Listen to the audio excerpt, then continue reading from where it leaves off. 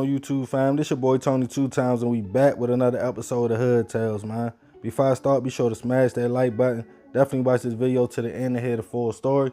Let's get right into it. Friends, family, brothers. Some people use these terms very loosely when dealing with people.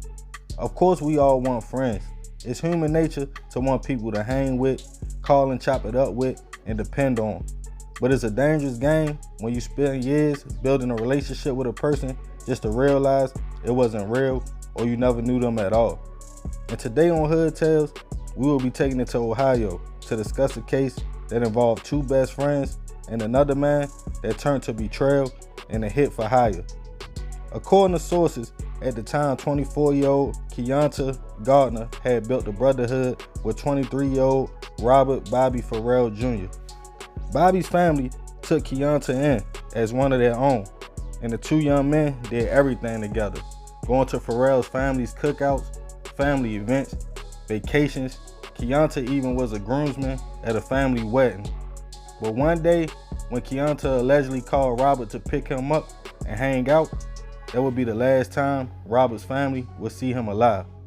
24-year-old Christian Beasley, a friend of Keonta from Cincinnati, was in the car when a Ring doorbell camera saw Robert getting in the car with his mud brother and his homie.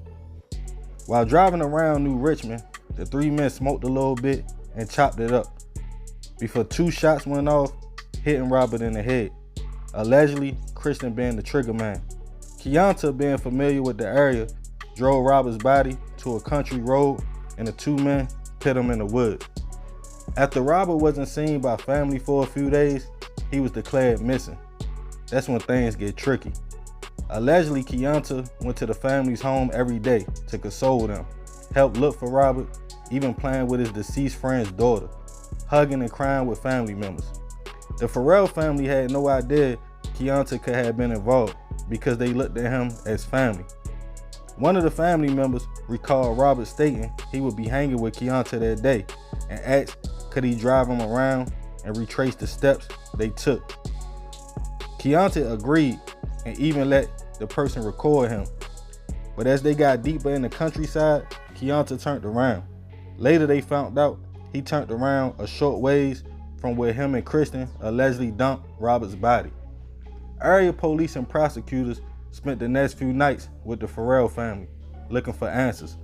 Robert had missed work, and more importantly, he wasn't there with his daughter. The family feared for the worst, as Keonta was right by their side, even when police was there. But eventually, Robert's body was found, just behind the tree line on State Route 222 in New Richmond.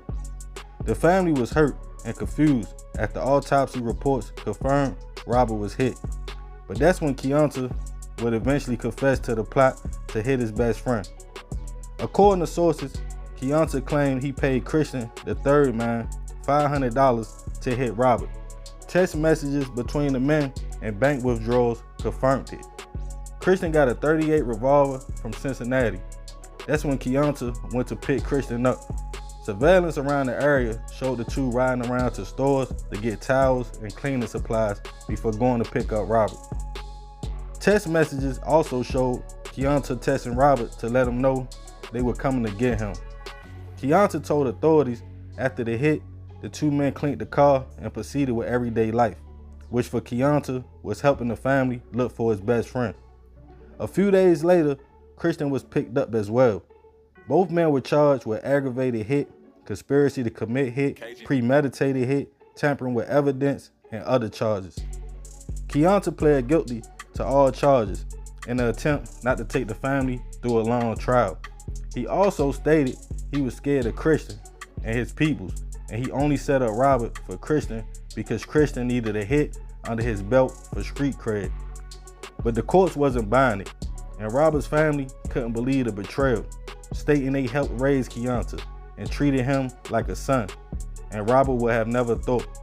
Eventually, Keonta was sentenced to life in prison without parole. Last on Christian, he was being held on $6 million bail at a county jail. Rest in peace to Robert. I send my prayers and condolences to his family. More of this story, watch who you call your mud brother and bring around your people. Some smiles and handshakes are not genuine. Animals even show teeth right before they bite you. So remember, we gotta succeed, not to fail, so we won't be just another hood tale.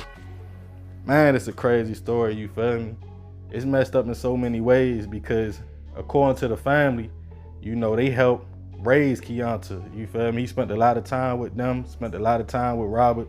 They hung out, they was like brothers, you know what I mean? They was tight, the community synced them everywhere together. He was at family gatherings, cookouts, and it still wasn't a motive on why he did it. Of course, he said, Christian said he needed a hit under his belt, but when they came to him and found out that wasn't the case, it still never came out why he allegedly did it. So I don't know what the case was or what made him betray his homie like that, you feel me? But at the end of the day, that was cold for him to go to the home, play with his daughter, talk to his sister, talk to his relatives, his father, the same people that took you in, and play like nothing was wrong when you knew this man's body was not too far. And you knew eventually they was gonna find the body. That's cold, you feel me? You gotta be a different kind of person to do something like that. And you know, he copped out and told everything, you know, what happened, because he said he ain't want the family to go through a long trial. He wanted to save them that pain, you feel me? But I feel like that was his best move, you know what I mean? That's the least he could have did at the end of the day. Whatever the problem was, whatever the situation was to make him do what he did, he owed the family that for looking out for him, taking them in, doing things for him. Because at the end of the day, man, you can't buy loyalty, you feel me? You can't buy that. So whatever they fallout was about, unfortunately, Keonta felt like it was deep enough to take Robert out the game. As far as the other man, Christian, $500 for a hit, that ain't nothing, you know what I mean? Like, he probably blew that the same night. I don't even know what bro was doing in the equation. Yeah, man, they threw their life away for a little bit of nothing. Christian, allegedly for $500, and Keonta, the family and Robert father say he could have been an actor the way he had them fooled. They said the way he pulled up, played it off, crying with everybody, you know, but when it got too close, when he realized he was caught and he realized text messages and surveillance in the area, that's when he went on ahead and confessed, man. It's a cold game, man.